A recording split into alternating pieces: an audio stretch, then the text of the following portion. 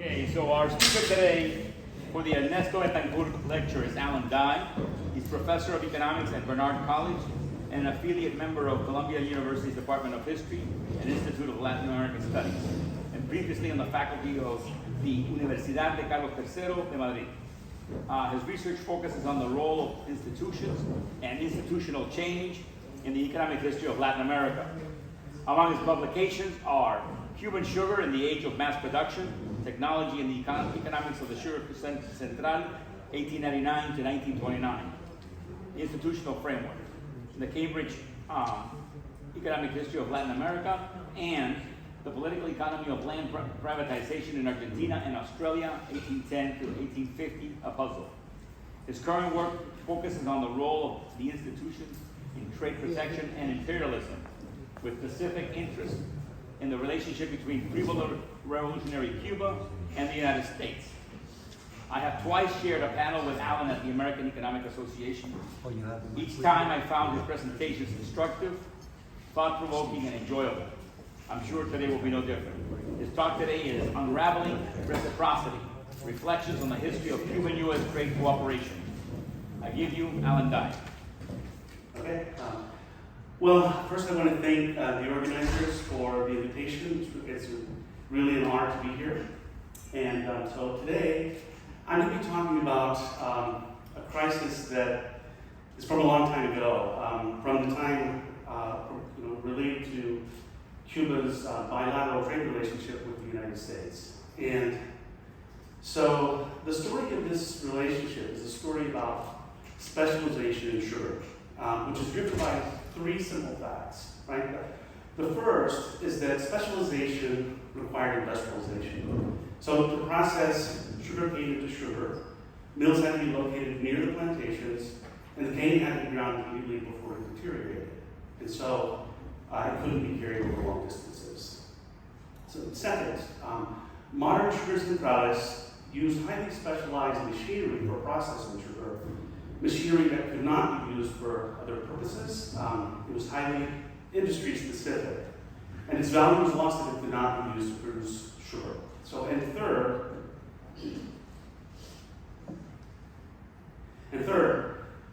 in the early rise of the Cuban sugar industry, it sold its sugar to a variety of countries in Europe and also to the United States.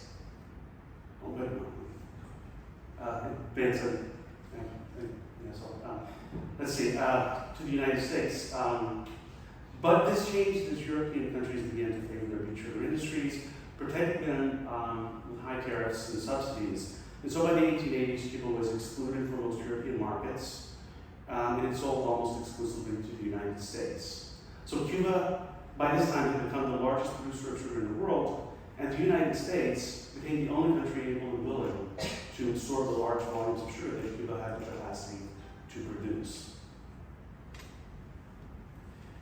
So a theory of strategic trade with industry-specific assets will help us understand why these conditions matter. To make my point, I refer to a model by John McLaren, which shows that a bilateral trade agreement between a large country and a small country, if it requires industry-specific assets, can leave the small country facing diminished bargaining power in this relationship in the long run. So the main assumptions of the model are these. First, bilateral trade agreement is between a large and a small country.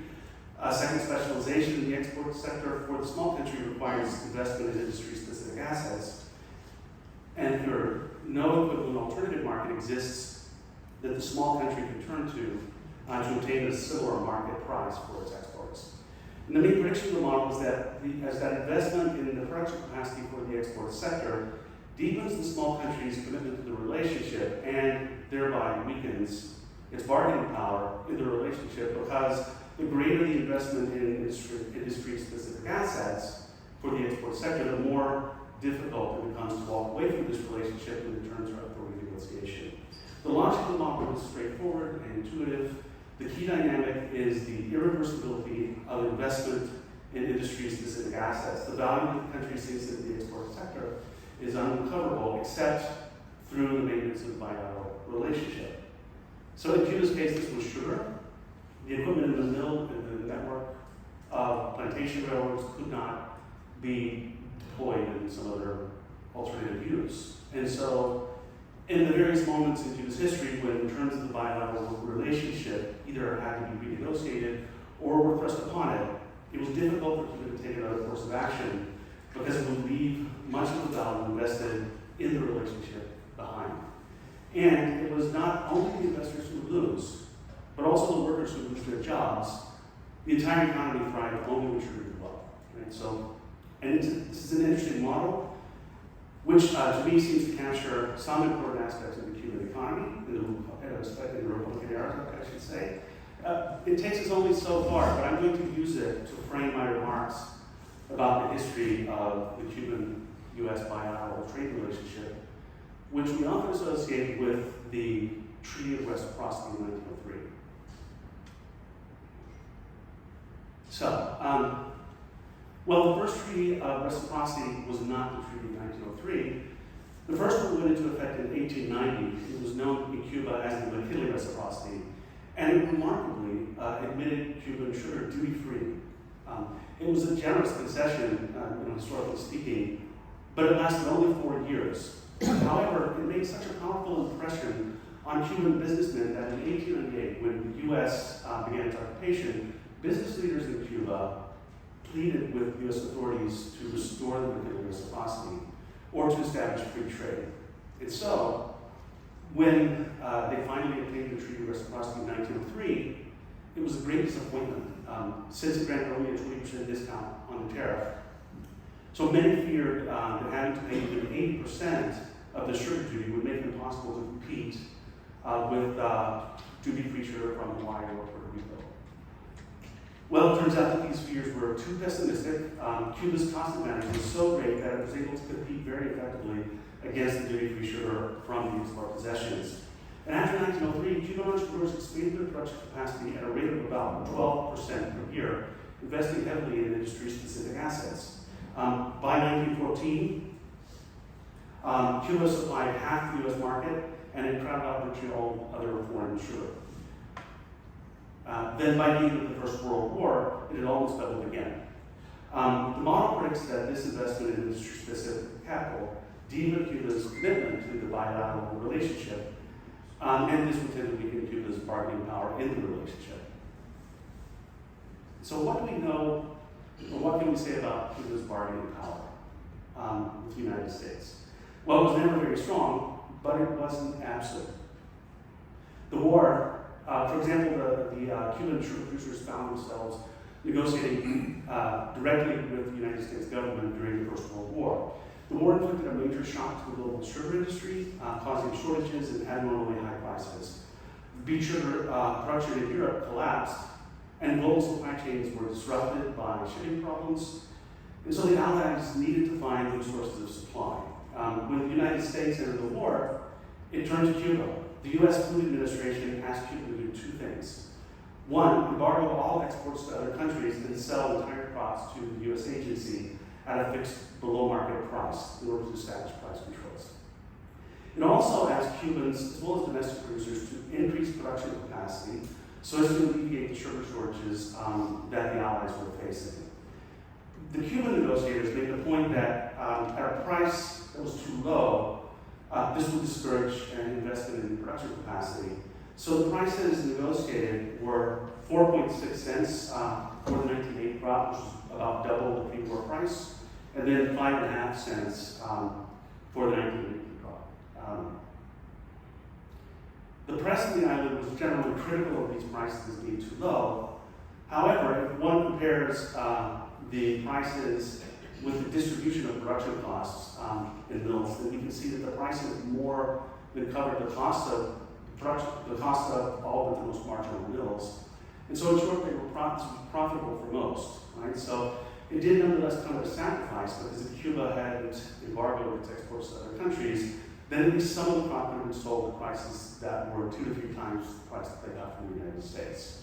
And so this massive investment contributed substantial, well, I should mention also the price turned a high profit large enough to almost double the production capacity as well. And well, this massive investment contributed substantially to the prosperity of the Cuban economy at the time, but also deepened Cuba's commitment to the bilateral relationship. however, has had an unintended consequence, which was referred to at the time as overproduction. Right? The European beet sugar production capacity lost during the war was replaced during the war by new cane sugar production capacity in other parts of the world.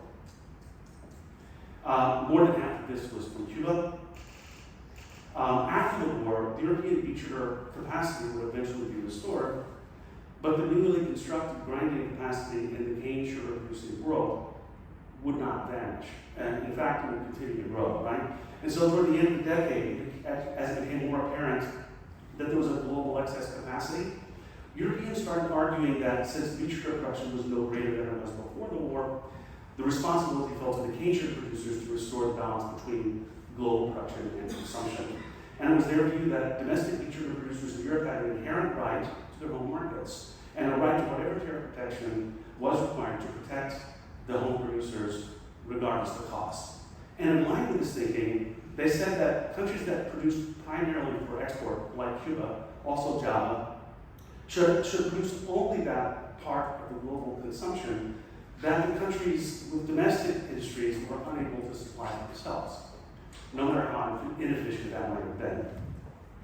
And so this dotted line, the orange line, shows the production of all major cane sugar exporters, indicating that much of the new cane sugar production capacity was being built in countries with tariff protection. And so one thing to note is that the global export market for sugar was actually a residual market. Right? And so, well, another alarming development in the world sugar market related to overproduction was a large accumulation of stocks of unsold sugar. The problem first appeared in 1925, but it built up over several years. And at its peak in 1932, there was an overhang of over 8 million tons of volume of sugar in warehouses unsold that almost equaled the amount actually exported that year. And so each in the industry were alarmed because in a panic and a sudden sell-off, the price of sugar could fall through the floor to levels that would be disastrous even for the most efficient producers. As a consequence of these developments in the global market, the price of sugar plummeted in the late 1920s. And as the price fell, domestic producers in protected markets demanded increases in tariffs to protect them from the ever-cheapening sugar. These demands were accommodated in Europe, in the United States, indeed all over the world, with increased rates of protection for domestic industries, and in some cases repeatedly and excessively. It had the effect of diverting the crisis disproportionately onto countries that primarily exported sugar. And Cuba was especially vulnerable because its major protected market, the United States, was doing the same thing, repeatedly increasing the tariff to reduce Cuba's share of their market. And in Cuba, sugar producers and the government worried that they could be completely closed out of the markets. So they took the initiative to first restrict their crop, and then to try to convince other sugar exporting countries to negotiate an international agreement to coordinate a multilateral reduction of production and an orderly marketing of the unsold stocks. It took several years, but when the price fell to unprecedented levels, approaching 1 cent per pound, Java, the principal holdout, agreed. And in 1931, the leading exporters formed an international sugar agreement, which is informally known as the Chapman Agreement, in which they agreed to restrict exports of sugar according to the quotas that they negotiated. Cuban sugar producers tried to obtain a similar agreement in the United States for its market there, which ultimately failed. But by 1934, the US government decided itself to adopt a quota system for sugar, both production and imports, in which Cuba was the only significant foreign participant. First, well, why did the United States adopt the quota system for sugar? Well, the plummeting world price also dragged prices in protected markets down with it. And looking at the US beet sugar industry, even with the recent tariff increases in 1930 coming from the Holly Smoot tariff, the beet sugar industry was suffering losses and demanding another tariff increase. And the price had fallen, in their case, to below the average unit cost of beet sugar produced. So the U.S. Tariff Commission did a study of comparative costs we found that Cuba's costs had remarkably fallen in recent years to an average of just 1.4 cents per pound. And in fact, the decline in the price of sugar and the contraction of demand in Cuba was catastrophic. Right? So by 1932, according to one report, wages paid for field work were 20 to 30% of what they were being paid in 1928. There were reports of some workers not getting paid what they were promised, and other reports of workers being willing to work just for meals and lodging. So this was tragic. The Tariff Commission concluded that the island of Cuba was so dependent on sugar that the cost of production would fall in step with any further fall in the price of sugar. And so another increase in the tariff could not be justified because it would make an unsustainable situation in Cuba even worse. And the Commission also pointed out that an increase in the tariff wouldn't really be that helpful for the sugar industry. Who were the people asking for it? But the tariff increases since 1921 had not really increased market shares of the beet or mainland cane sugar production very much, but they had stimulated a major expansion in the production of the insular possessions of Hawaii, Puerto Rico, and the Philippines. That expansion continued even as the price of sugar fell, even while mainland beet and cane sugar producers were in crisis. And so comparing the average imports from Cuba during the 1920s, it's easy to see that Cuba was being displaced mainly by the insular possessions. The Commission predicted that another increase in the tariff would only strengthen these incentives and adding to the excess capacity in the global market, further contributing to the instability, in addition to the political crisis in Cuba. So instead of another tariff increase, the Tariff Commission recommended that the Roosevelt administration adopt the quota system as a more direct measure for stabilizing the market. And this became the law with passage of the Jones-Costigan Act of 1934.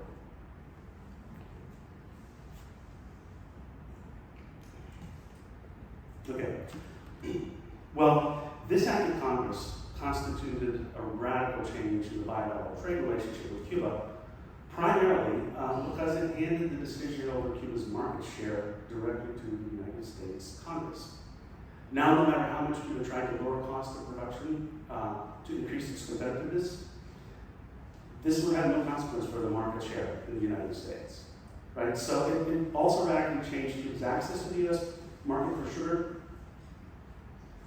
The share received in the 1934 Sugar Act was less than 30%, and that's what remained for all of the 30s, which was substantially below the 50 to 60% share that it had during the 20s. There were some temporary improvements after 1948, but the main improvements to Cuba's market share of the U.S. market happened during the Second World War when the quota system was suspended. So during the First World War, supply disruptions induced the U.S. authorities to once again negotiate the purchase of entire crops from Cuba. So taking a look at the price, we can see that the quota system built in effect a fortress of protection for domestic sugar in the United States. While during the 1930s, the world price remained dismally low. But Cuba also received a major benefit from the Roosevelt administration's New Deal reforms. After many years of Cuba's pleading for a renegotiation of the Treaty of Reciprocity, that is to lower the tariff on Cuban sugar, the United States finally agreed to negotiate a new reciprocal trade agreement. And the new agreement conceded a large reduction in the tariff on Cuban sugar, ultimately to 3/4 cent during the 30s and 40s, and then to 0.5 cent after the war. And because the imports were restricted, a price differential formed between the price that Cuba received in the U.S. market and the price received for exports in non-U.S. markets. This price differential became an important political resource as it made it possible for subsequent governments to fund legislative reforms to increase payments to colono and wages for labor. So another noteworthy feature in this figure is the price spike in September of 1939. This was when Germany invaded Poland, which launched the Second World War, but it's noteworthy for what we do not see here, right? There was an initial stockpiling of sugar, as happened in World War I, which produced a spike in September of 1939, but the market quickly returned to normal. Unlike the First World War, the was no immediate sugar shortage, and prices were not abnormally high. In fact, the prices were, for the first 2 years of the war, at a historic low, very, very unlike what happened in World War I. So the question then is, why did the global sugar market behave so differently this time? And John Dalton, who's the former director of the sugar division of the Department of Agriculture in the US, explained it was because the structure of the global sugar market had changed, and Cuba was at the center of that change. In a presentation on national defense and sugar in 1940, he explained in very simple terms using a chart similar to this one. The United States, he said, has ample, actual, and potential supplies of sugar because Cuba has such a large unused capacity, a little over half of its current production, which could be tapped in an emergency. If the war should cut off supplies from the Pacific, say the Philippines, or from Hawaii, Cuba had ample production capacity to meet U.S. wartime needs.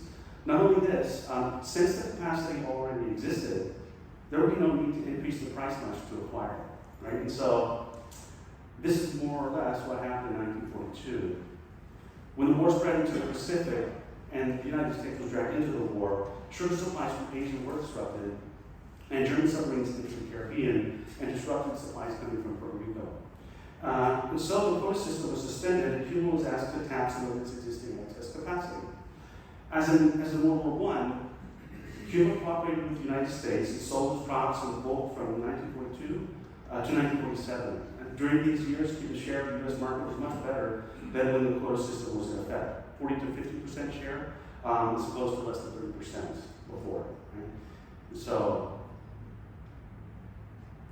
the question then is, why is there so much excess capacity? Well, one answer that stands out is that it was a legacy of World War I. This was an extraordinary global event, right? Which had a major impact on the structure of the global economy in many ways, the decline of the gold standard, the Great Depression, and including the crisis of the global sugar market. Without the sugar boom, global cane sugar production capacity would not have expanded so rapidly, and it might have more easily been absorbed by rising global consumption levels. But why is the capacity preserved for so long? So, and truly must also be that the production capacity was industry specific. Its owners were unable to recuperate the value of the mill equipment, or most of it, by redeploying it or selling it for some alternative use. And this is one reason we don't see mills being dismantled and replaced with some other activity.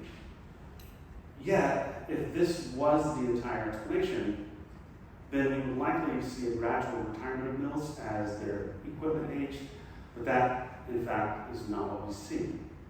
So we must add another important influence, which is institutional.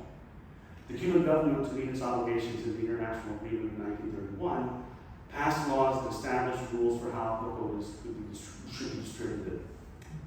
And so one of the most formative of these laws was the Sugar Stabilization Law of 1930. It introduced two simple rules about how quotas would be allocated to mills, which had a profound impact on the preservation of capacity. The first rule was that each mill in operation received a quota, and quotas were to be based on historical shares of the market. And the second rule was that transfers of quotas between mills were limited, because no transfer could cause a quota to lose the right to deliver the cane under contract. Therefore, all transfers were practically limited to mills that were close to each other, and therefore it really strictly limited the possibilities for transfer. So these two rules together established the incentive that caused all mills to remain active. And if transfers had been permitted openly instead, then the owner of an inefficient mill might have sold the right to an owner of an efficient mill, and then some mills might have been shut down. Instead, all existing mills remained in operation. Grinding seasons were cut short in order not to exceed their quotas, and in times of greater demand, grinding seasons could be lengthened again, and the excess capacity could be restored to use. The rules, therefore, caused all mills to operate efficiently below capacity. At the time they were created, these rules made sense to producers who needed them to be equitable to gain political support for them. But everyone expected them to be temporary measures intended to address the problem of overproduction, which they thought would only last a few years. But they did establish a precedent that was preserved in future laws.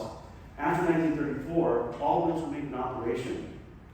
Contrasted with the 1920s, dozens of mill closures happened in the 20s, but not a single mill closed after 1934. All 161 mills that were active in 1934 remained active in 1958. These mills also acquired a social function since they were by far the largest producers in their communities. There was a strong political will, therefore, to keep each community's mill active. There was no attempt to rationalize the national production capacity so that surviving mills could make more efficient use of their capital. And so it came to pass that the years of greater demand for Cuban sugar were associated with sugar supply chain disruptions caused by geopolitical conflicts. The best years for Cuban sugar occurred when a world war broke out or when some geopolitical conflict caused a disruption in sugar supply chains. And two such opportunities occurred in the 1950s. First was the Korean conflict. The outbreak caused a supply disruption during in the world price, which had been around 4 cents, but it shot up to between 6 and 7 cents. And so during the disruption, the world price was similar to the price that Cuba was earning in the United States. But afterwards, the price fell again to 4 cents and then below 4 cents. A similar spike in the world price happened during the Suez crisis in 1956 and 57. And in both cases, Cuba was well positioned with its excess production capacity to step in and supply the market. And industry analysis referred to Cuba as a war baby. And so, alongside this development, Cuba was marketing its sugar more widely in international markets.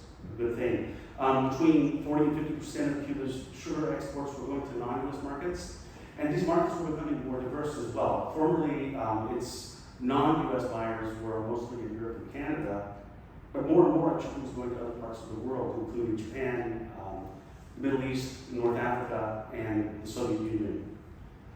And so, taking a step back, does this mean that Cuba was becoming less dependent on the US market? Or, putting it another way, would it be possible for Cuba to negotiate for better terms in the bilateral trade relationship with the United States by threatening to walk away if the US refused to grant them, as the bargaining model imagines it might go? Right? So, well, there are a couple of ways to approach this question. One is to consider the cost of production. The Comisión Técnica Superior conducted a study in 1951 of the cost of production, and they found the average cost of production was about 4.9 cents. The prices in the US market were above this cost, but the prices in the world market were below it, except during a geopolitical conflict.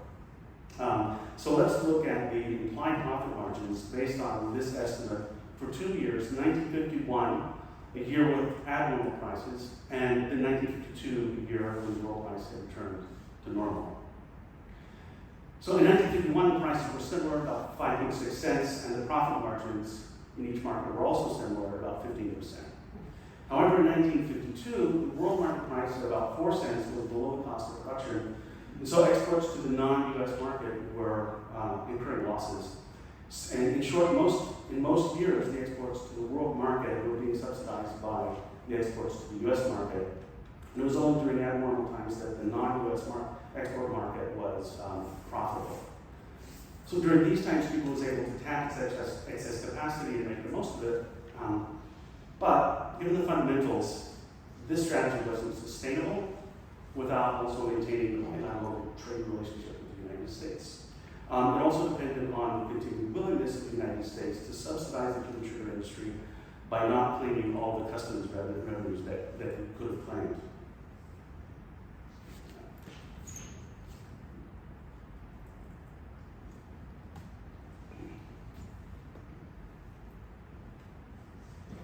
And so, reflecting then on Cuba's participation in the bilateral trade relationship, during the quota years, the best years of the quota system were after the passage of the Sugar Act of 1948. The negotiators from the Cuban Sugar Stabilization Institute drove a hard bargain during the last years of bulk purchases in 1946 and 1947.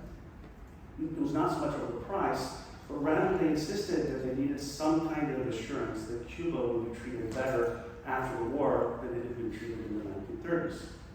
And so, two major concessions were granted Cuba in the Sugar Act of 1948. The first was that Cuba was given the right to fill the entire Philippines deficit.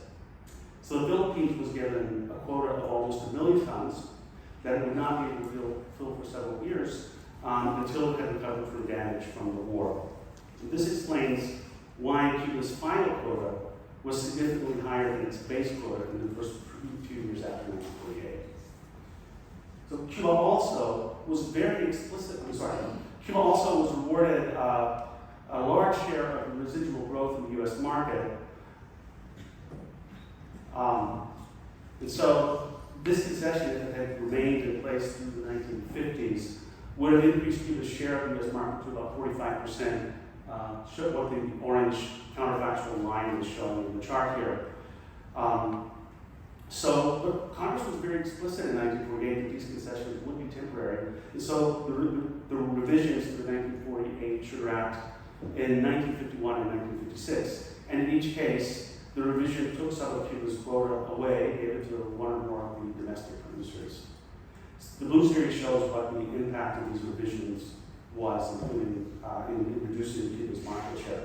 So the 1956 revision was especially damaging. According to this formula, Cuba's market share was projected actually to fall in the future as the U.S. market for sugar grew.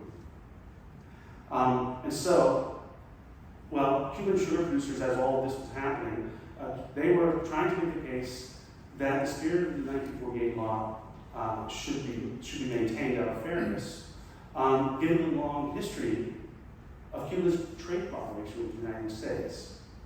And so, for example, Francisco de Banda, who was the president of the Mill Owners Association, announced in 1954, Cuban sugar producers rely on the innate sense of justice of the government and Congress of the United States, so that never again will Cuba be subjected to the punishment imposed by the Jones-Costigan Act of 1934, and to avoid the serious setbacks that Cuba suffered in our trade relations with the United States from 1928 to 1933, which culminated in a bloody social revolution. So the 1956 revision was certainly a disappointment, and many may perceive it as betrayal. However, there was another type of reaction to the revision that was not at all uncommon. So, Luis Mendoza, who was a leading sugar broker in the island, rationalized about the outcome of the 1956 revision, saying, well, although we have not been treated well, neither did we come out badly. And then he followed up with a list of a number of ways in which the outcome could have been worse. So perhaps what he meant by this was that the terms of the bilateral trade relationship, although worsening, were still worth keeping. By a series of populist laws that came after 1934, each of the major stakeholders had claims to a share of the price differential, and no one was prepared to give that up. Perhaps they had come to a realization that maintaining the bilateral trade relationship, no matter how unequal, was still better than the alternatives. So under current market conditions, Cuba was still dependent on the U.S. market because the alternative markets in the rest of the world were either unwilling or unable to absorb the large volume of sugar that Cuba had the capacity to produce. And so in that respect, there seems to be a constant, in 1958, 56, going back all the way to the 1880s.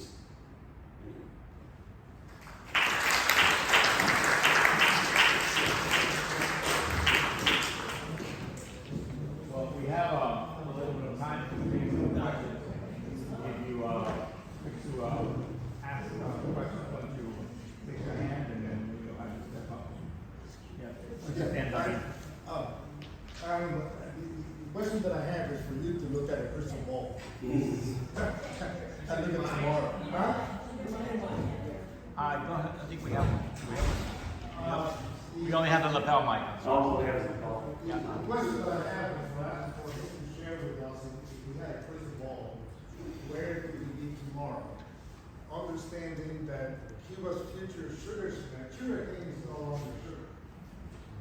Sugarcane is ethanol. Sugarcane is biomass for electric power generation. And sugarcane is sugar. And the best case in the world that we have to look at that economic supply chain is Brazil. So how do you see the relationship between Cuba and the U.S. in the future vis-a-vis sugar, when Cuba will also be able to produce about 50 to 60,000 barrels a day of ethanol, and then of course, I don't know, 700, 800 megawatts of power using biomass. That's a rum. Huh? Yes. Rum comes from sugar. And rum too. Yes, Okay. it's an important rum. Thank you, Rafael. I didn't point that out. Okay, Alan? That's a challenging question. Per gallon, it's more expensive, right? But the smaller volumes of it consumed for most people. So, yeah, that's a challenging question, and I have a feeling that there are many people in the room who may be able to answer it better than I can.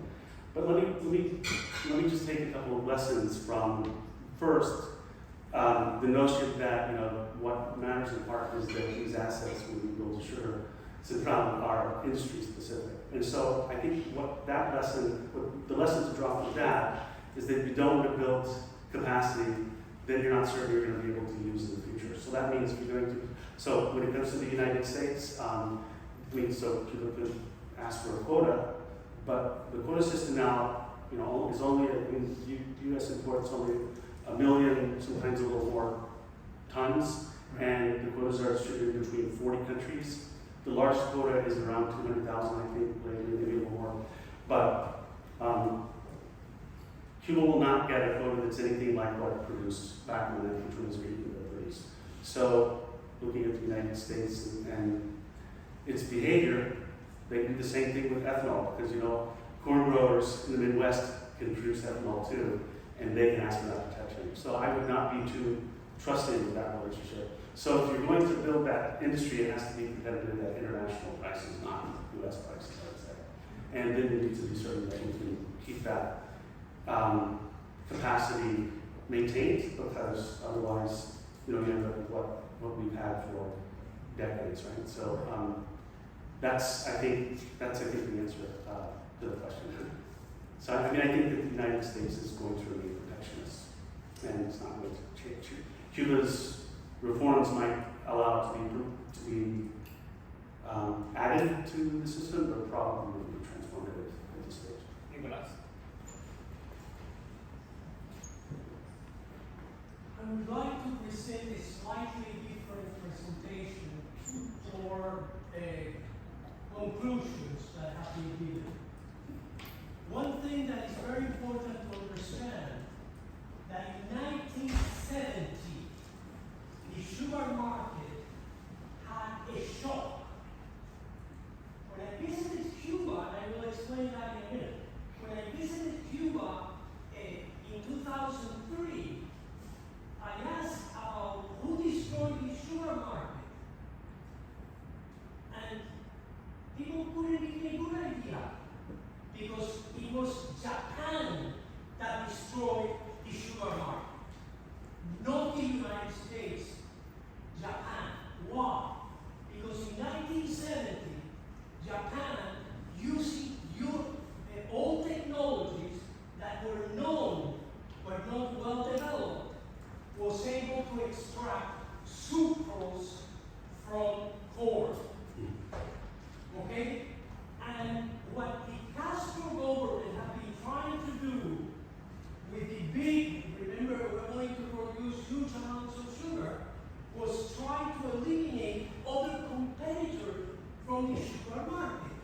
And in response to that, Japan decided that they were not going to depend on the traditional sugar market, but they were going to depend upon sucrose, in other words, sugar, from corn. Therefore, the problem that Cuba in the future faces is that the sugar market is entirely different now because of sucrose, which contributes to more than half of the use of sugar. Now, it is true that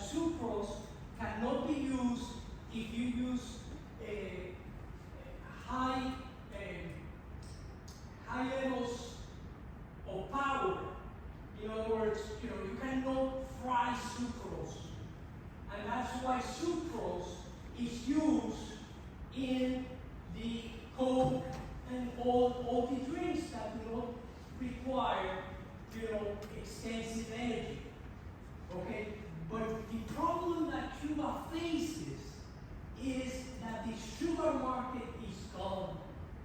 Is gone because of the developments in Japan.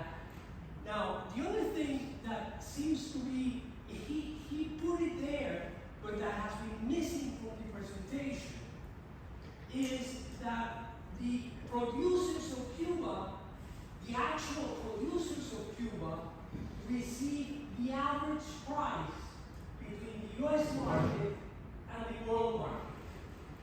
Therefore, it was involved in inefficiency. When you have two prices, you're not going to be producing at the correct price.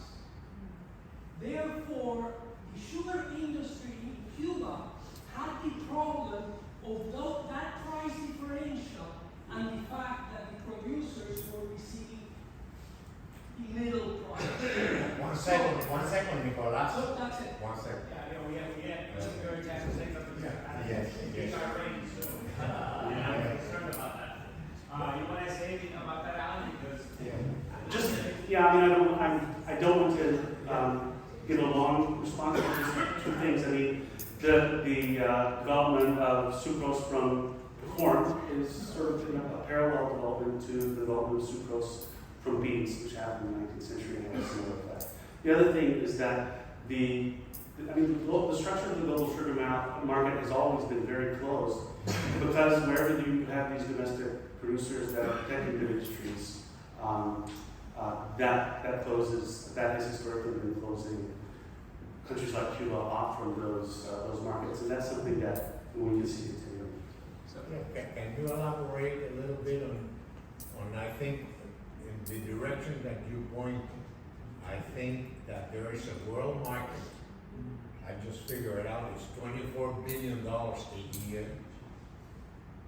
60 million tons are sold freely in the free market every year at $400 a ton. And Cuba is not in that market and can insert themselves if they're efficient. But we can say to the American market, thank you very much. We don't care about getting into it. We have to play tough in the US market. We cannot go there with a hand saying, give me a little bit of a quota and I'll be a good board. You have to go with the opposite attitude. I'm gonna force you in rice and corn, in tobacco and whatever. We're gonna compete with you. But do you think that there's the way Cuba is now, that it can hardly feed its own population, do you think that there is a future in trying to get efficient for a world market that is growing, that is stabilized, hasn't had a price below 10 cents a pound in 2004? Well, okay, this so is the last. I'll give so I think I can give an answer that is hypothetical, having a different political and economic situation in Cuba, because those are the obstacles. But Cuba historically has proven that it has some of the best resources, natural resources in the world for production of cane sugar. In the 1920s, Cuba was able to compete on the world market and did so very effectively. In fact, it was the least cost producer in the world, using state-of-the-art technology at the time. And so I have every reason to believe that if Cuba could develop state-of-the-art technology now, then it could be competitive on the world market. There's just no reason why that isn't possible in a world where the constraints are removed. But that's a very big if, right? Thank you very much.